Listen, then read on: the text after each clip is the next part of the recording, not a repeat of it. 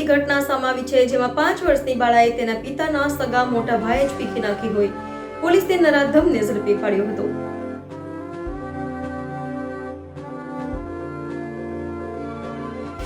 સુરતના કાપોદ્રામાં 5 વર્ષની બાળકી પર તેના જ મોટા પપ્પાએ દુષ્કર્મ આચર્યું હતું. પિતાનો સગો મોટો ભાઈ જ હેવાન બન્યો હતો.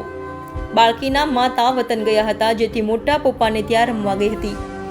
ત્યારે બાળકી સાથે દુષ્કર્મ ગુજાર્યા બાદ બાળકીને ગુપ્તાંગોમાં દુખાવો થયો હતો, જેથી માતા વતનથી પરત આવ્યા બાદ બાળકીની તપાસ કરતા ગુપ્તાંગમાં ઈજાઓ જોવા મળી હતી. માટે બાળકીની પૂછપરછ કરતા બાળાએ મોટા પપ્પાની કરતૂત માતાને જણાવી હતી. માતા બાળકીને તાત્કાલિક હોસ્પિટલમાં લઈ જતા તેની સાથે દુષ્કર્મ થયું હોવાનું સામે આવ્યું હતું. જે ઘટનાને પગલે કાપોદ્રા પોલીસ મથકમાં ફરિયાદ નોંધાતા પોલીસે સુરત છોડી ભાગવાની ફિરાકમાં ઉધના રેલવે સ્ટેશનથી આરોપીને ઝડપી પાડ્યો હતો અને તેની વિરુદ્ધ કાયદેસરની કાર્યવાહી હાથ ધરી હતી.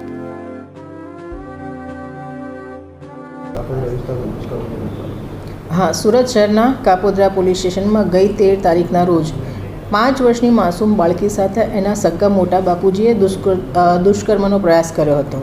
જેમાં 5 વર્ષની બાળકી એના પિતા સાથે હતી. બપોરના 2 વાગ્યાનો વાત છે કે દીકરી એના પિતા સાથે હતી, તો એના મોટા પપ્પા એને રમાડવા લઈ જવું છું એમ કે એને લઈ ગયા અને એના પપ્પા જ્યારે નહીં આવ્યા તો એમણે દીકરીના રડવાનો અવાજ સાંભળ્યો.